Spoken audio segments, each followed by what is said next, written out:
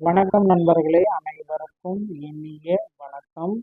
இன்னைக்கு நம்ம இந்த ஒரு வீடியோவில் எதை பற்றி பார்க்க போகிறோம் அப்படின்னு பார்த்தீங்கன்னா, தமிழக அரசு போக்குவரத்து கழகங்களில் வந்திருக்கு அந்த முக்கியமான தகவல்களை இந்த வீடியோவின் வாயிலாக நம்ம இப்பொழுது பார்க்கலாம்.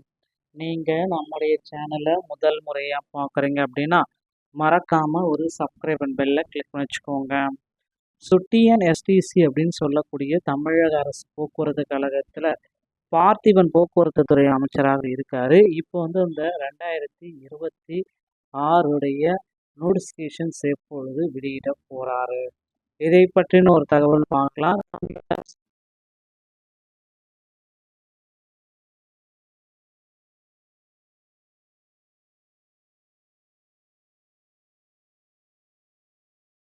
கழகத்தில் நாளுக்கு நாள் ஒரு சில புதிய அறிவிப்புகள் நமக்கு வந்தவண்ணம் இருக்கிறது. ஸோ நீங்கள் போக்குவரத்து கழகங்களில் ஜாயின் பண்ணணும் அப்படின்னா சில பல விதிமுறைகளை பின்பற்ற வேண்டியதாக இருக்குங்க.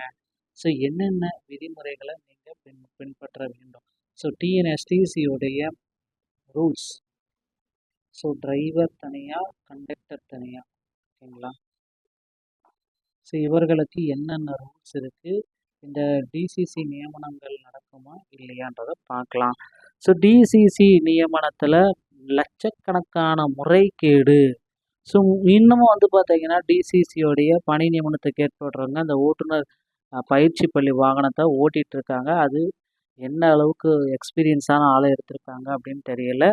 இதனால் அந்த டிசிசி 2025 நியமனத்தை தடை விதிக்கணும் அப்படின்ட்டு நிறைய கோரிக்கைகள் வலுவாக எழுந்திருக்கு. ஸோ போக்குவரத்து கழகத்துறை அமைச்சர் பார்த்திபன் அவர்கள் புதிய அறிவிப்பை வெளியிடுவாரா, இல்லை 2025 நடந்த டிசிசி நியமனங்களே தொடரும், புதிய அறிவிப்பெல்லாம் நாங்கள் கொடுக்கறதுக்கு இன்னும் லேட் ஆகும். ஸோ இடைக்கால பட்ஜெட் வந்து பார்த்தீங்கன்னா இந்த ஜூலை மாதம் 20ஆம் தேதியிலேருந்து உங்களுக்கு தொடங்க இருக்குது. இடைக்கால பட்ஜெட்டில் போக்குவரத்து கழகத்துக்கு அப்படின்ட்டு வந்து பார்த்தீங்கன்னா 65,000 கோடி ரூபாய் வந்து நிதி ஒதுக்கீடு செய்ய போகிறாங்க. ஸோ இதில் வந்து பார்த்தீங்க அப்படின்னா மகளிருடைய வெற்றி பயணம் திட்டம். ஸோ மகளிருக்கு வெற்றி பயணம் திட்டத்தை இதில் வந்து அடங்கும் அப்படின்றதுனால ஸோ மகளிருடைய வெற்றி பயணம் திட்டத்தையும் இதற்குடைய சேர்த்து துவக்க இருக்கிறாங்க. இன்னும் ஒரு 10 தினங்களில் இது நடந்துவிடும்.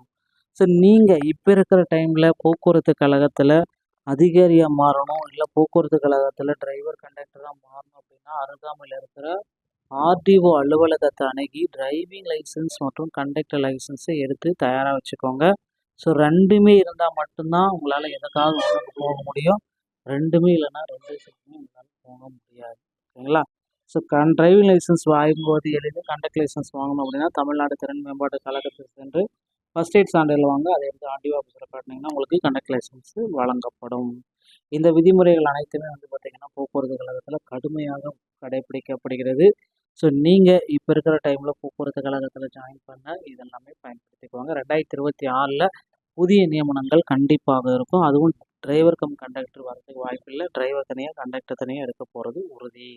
நண்பர்களே, போக்குவரத்து துறை சார்பாக தகவல்களை உடனுக்குடன் தெரிஞ்சுக்க நீங்கள் நம்முடைய சேனலோட இணைந்திருங்கள். நன்றி, வணக்கம்.